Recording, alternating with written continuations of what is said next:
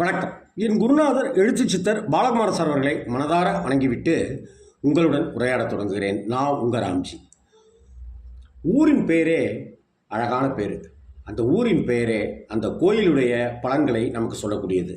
அந்த ஊரோட பேர் பாபநாசம். திருநெல்வேலிக்கு பக்கத்தில் ஒரு பாபநாசம் இருக்குது. இது தஞ்சாவூருக்கு பக்கத்தில் இருக்கிற பாபநாசம். இந்த பாபநாசம் கோயிலுக்கு சென்று தரிசித்தால் கிடைக்கிற பலன்களுக்கு அளவே கிடையாது, எல்லையே இல்லை. இந்த கோயிலுக்கு வந்து தரிசித்தா நம்ம பாவம் மொத்தமும் நாசமாயிடும். அதனால தான் பாபநாசம் அப்படின்னே அந்த ஊருக்கு பேர் இருக்குது. சரி, தஞ்சாவூர்லேருந்து கும்பகோணம் போகிற வழியில் இருக்குங்க இந்த பாபநாசம். அதாவது கும்பகோணத்திலிருந்து 16 கிலோமீட்டரில் இந்த பாபநாசம் இருக்குது. ரொம்ப ரொம்ப புராதனமான கோவில், புராண தொடர்புகள் ஏராளமான நிறைந்த கோவில்னு ஸ்தல புராணம் ரொம்ப அழகாக விவரிக்குது. இன்னொரு விஷயங்க, கீழை ராமேஸ்வரம் அப்படின்னு இந்த கோவிலுக்கு ஒரு பேர் உண்டு. ராமேஸ்வரம் அங்கே இருக்குது, இது தெற்கில் இருக்குது. இது கிழக்கில் இருக்கிற ராமேஸ்வரம் அப்படின்னு இந்த பாபநாசத்தில் இருக்கிற சிவன் கோவில் சொல்லப்பட்டிருக்கு. சரி, இந்த சிவன் கோவிலோட பேர் என்ன சொன்னால் ஆச்சரியப்படுவீங்க. இந்த பாபநாசம், தஞ்சாவூர் பாபநாசத்தில் இருக்கிற கோவிலுடைய திருநாமம் 108 சிவாலயம். ஆமாம், அது என்ன 108 சிவாலயம்? இங்கே 108 சிவலிங்கங்கள் இருக்குங்க. அதனால் இந்த தலத்துக்கு வந்து தரிசித்தா 108 சிவலிங்கத்தையும் ஒரே கோவிலே தரிசிச்சிடலாம். 108 சிவன் கோயிலுக்கு சென்று வந்தால் என்ன புண்ணியம் பலன்கள் கிடைக்குமோ அது அத்தனையும் கிடைக்கும். இந்த கோவிலுடைய ஸ்தலம் விசேஷம், தீர்த்தம் பெருமை கொண்டது, மூர்த்தம் சொல்லிலடங்காத அளப்பரிய சக்திகள் கொண்டது.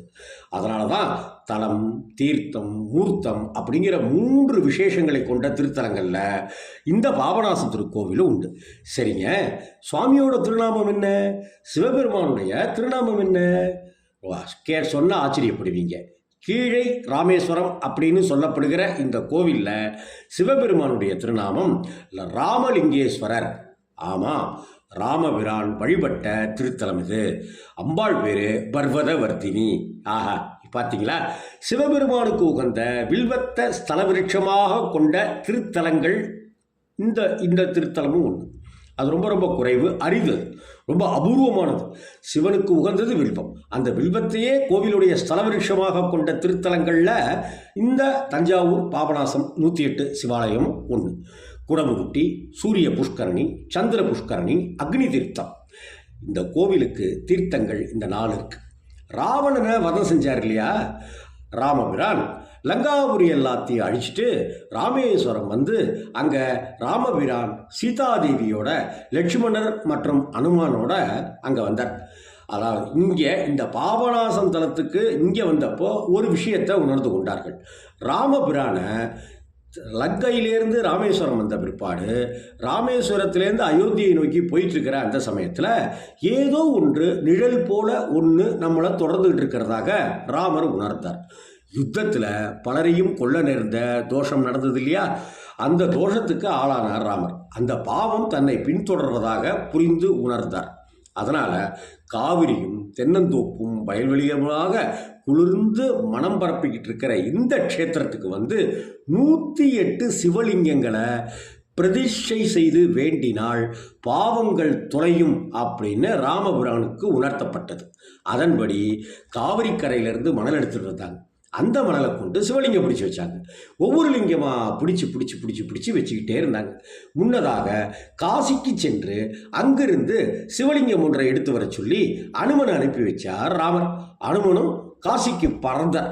அத்தனை சிவலிங்கங்களுக்கும் மூலவராக, நாயகராக 6 அடி உயரத்தில் சிவலிங்கத்தை அமைச்சார் ஸ்ரீராமர். அதுதான் கருவறையில் இருக்குது அப்படின்னு ஸ்தல புராணம் சொல்லுது. ராமபிரான் வழிபட்டு பிரதிஷ்டை செய்யப்பட்ட மூலவர் ராமலிங்கேஸ்வரர் அப்படிங்கிற திருநாமம். அவருக்கு அருகில் பிராகாரத்தில் 106 சிவலிங்கங்கள் இருக்கு. காசியிலிருந்து அனுமன் கொண்டு வந்த சுமார் 5 அடி உயரமுள்ள லிங்கமும் இங்கே பிரதிஷ்டை செய்யப்பட்டிருக்கு.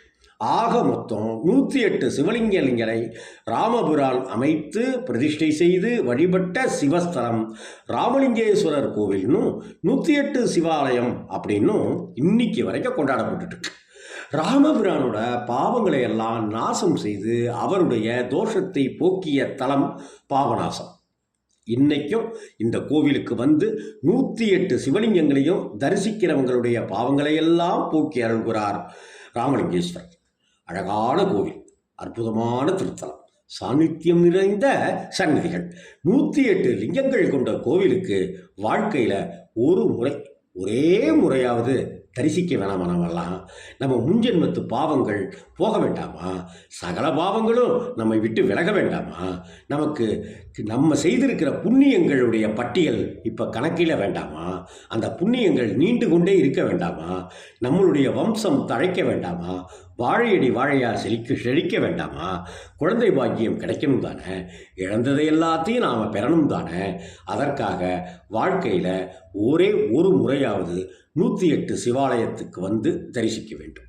ரொம்ப நீண்ட மண்டபத்தில் 3 வரிசைகளில், வரிசைக்கு 35 லிங்கங்கள் இருக்குது. 3வது வரிசையில் மட்டும் 36 லிங்கங்கள் இருக்குது.